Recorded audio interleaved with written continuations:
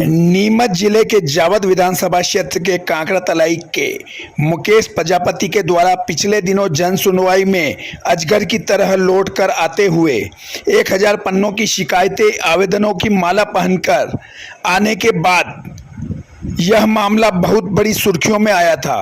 अब फिर इसी मामले में एक नया मोड़ आया है, जिसमें सरपंच पति गोविंद मेघवाल द्वारा पहली बार मीडिया के सामने आकर अपने दर्द को बयां किया। गोविंद मेघवाल ने बताया कि मुकेश प्रजापति लड़ाई झगड़ा करने की प्रवृत्ति वाला झगड़ालू व्यक्ति है और आए दिन ग्रामीण लोगों से लड़ाई झगड़ा करता रहता है एवं उनकी शिकायतें करता रहता है। मानवाधिकार आयोग से झूठी शिकायत कर कुछ ग्रामीणों से वह 15 से 18 लाख रुपए की अवैध वसूली करना चाह रहा था। तब मेरी पत्नी के सरपंच रहते समय मेरे द्वारा मुकेश को ससम्मान समाज में ले लिया गया, जिसकी वजह से उसे 15 से 18 लाख रुपए नहीं मिल पाए। इसी बात की द्वेषता रखते हुए वह मेरे खिलाफ लगातार झूठी शिकायत कर प्रशासन को गुमराह कर रहा है। नीमच जिला कलेक्टर साहब ने एक जांच टीम भी भेजी थी, जिसने 22 बिंदुओं में से 21 बिंदु निराधार और झूठे निकले और 22वें बिंदुओं में मेरे द्वारा कोई अतिक्रमण नहीं किया गया।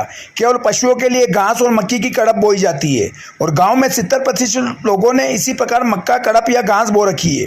कुछ ने तो उन पर आवाज़ भी बनाया है। बावजूद प्रशासन को गलत जानकारी देकर मुझे मानसिक एवं शारीरिक रूप से प्रताड़ित कर मुकेश झूठी शिकायतें कर रहा है। गायों के लिए हम लोगों द्वारा चारा उगाया जाता है, जिससे उनका पेट भर सके। इस प्रकार देखा जाए तो 22 ही बिंदु झूठे निकले। ऐसे में झूठी शिकायत कर प्रदेश सरकार एवं जिला कलेक्टर महोदय की छवि को धूमिल करने वाले मुकेश प्रजापति के खिलाफ आखिर अब तक प्रशासन के द्वारा कोई कठोर कार्रवाई क्यों नहीं की गई? देखिए क्या कुछ कहा पूर्व सरपंच पति गोविंद मेघवाल कांकरा तलाई ने रतनगढ़ सर्कल पर। निर्मल मुंडरा की खास रिपोर्ट। मैं कांकरा तलाई से आया हूँ। मैं पूर्व सरपंच पति हूँ और मुकेश कुमार ने पिछले 2-3 तारीख को जिस प्रकार से वो आवेदन की माला पहनकर रेंगते हुए और झूठी शिकायत 7 साल से करता हुआ कलेक्टर साहब के पास आया और ये 22 बिंदु की शिकायत लेके आया था उसमें वो, जिसमें से 21 शिकायतें कलेक्टर साहब ने जांच दल गठित करके जो जांच करवाई गई थी उसमें 21 शिकायतें निराधार पाई गई थी और एक शिकायत अतिक्रमण वाली बताई गई थी कि जो सही साबित उस पर उन्होंने कलेक्टर साहब ने जांच दल द्वारा जो प्रतिवेदन दिया उस पर कार्रवाई कर दी। लेकिन मेरा ये कहना है साहब को वो शिकायत भी निराधार है और उसकी वो शिकायत भी झूठी है और मुकेश कुमार ने शासन और प्रशासन और मीडिया को जो बयान दिया है, झूठी शिकायतें की है और मोहन सरकार की न्याय प्रणाली पर एक प्रश्न चिन्ह लगाया है। नीमच जिले को जो झूठी शिकायतों के मामले में इतना हवा बनाकर बदनाम किया है, तो इतनी सारी झूठी शिकायतें होने के बावजूद भी मेरा यह कहना है कि भाई मुकेश कुमार के खिलाफ प्रशासन ने क्या कार्रवाई करी, उसकी झूठी बयानबाजी के विषय इतना बड़ा झूठ और इतना बड़ा ड्रामेबाजी करने के बाद में भी उसके ऊपर अभी तक कोई कार्रवाई नहीं हुई। जबकि मेरे ऊपर उसने लाखों रुपए के भ्रष्टाचार के आरोप लगाए, लेकिन एक भी आरोप मेरे ऊपर सिद्ध नहीं हुआ।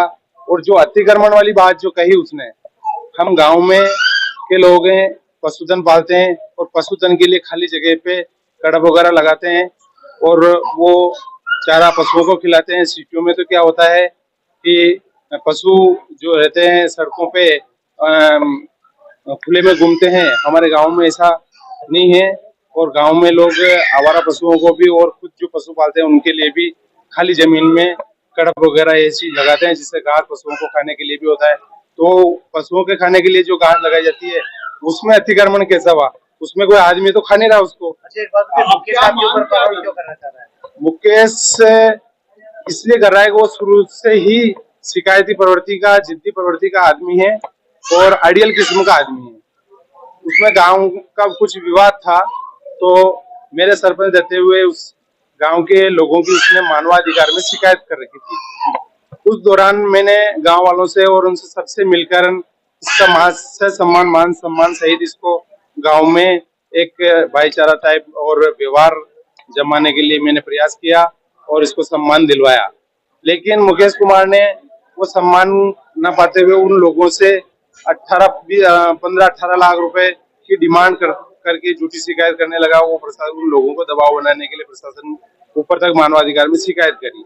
तो मुकेश को ये लगा कि यार सरपंच ने मेरा 18-20 लाख 15-20 लाख का नुकसान कर दिया। तब से वो उस चक्कर में मेरी झूठी शिकायतें आए दिन करता रहा और मेरे को 7 साल से परेशान कर रहा है। उस दौरान जिसमें मैं मानसिक प्रताड़ना भी झेली मैंने। मेरा एक्सीडेंट भी हो गया था। मीडिया के सामने बताना चाहूंगा कि ये एक्सीडेंट मेरा 2 साल पहले हुआ था, जिसका आज भी मेरे हाथ वगैरह काम नहीं कर रहे। वो झूठ बोल के मीडिया के सामने गुमराह करके झूठ मूठ कर रोना का नाटक करता है। मैं सच आज मेरे सामने सब इतने नहीं मीडिया के सामने मैं कलेक्टर साहब के सामने इसलिए नहीं आ पाया कि मैं मेरा मानसिक संतुलन खो बैठा था। बड़ी मुश्किल से मैं अपने आप को संभाल के आया हूँ। मेरे ऊपर इतना दबाव, इतना परेशानी झेल रहा हूँ मैं। मेरा परिवार संकट में है। आज भी उसके द्वारा मेरे को धमकियां मिलती है, लेकिन प्रशासन उसके खिलाफ कोई कार्रवाई नहीं कर रहा है, जबकि मैं सच्चा हूँ। आज आपने क्या ज्ञापन दिया और क्या मांग करी? मैं कलेक्टर साहब के पास में ये ज्ञापन लेके आया हूँ कि साहब मैं जब सच्चा हूँ, मेरी एक भी शिकायत झूठी नहीं है। 22 बिंदु पे जो अतिक्रमण वाली बात है वो भी झूठ है। गाय भैंसों के लिए हम चारा उगाते हैं और उसके लिए उन्हीं को खिलाते हैं और उसमें थोड़ा बहुत हमारा कुछ भी फायदा हो जाता है मक्का वगैरह का। इसके अलावा हमने कोई एक ईंट भी अतिक्रमण नहीं लगा रखा। जो बाड़ा था मेरे आबादी से लगा हुआ वो 80 साल पुराना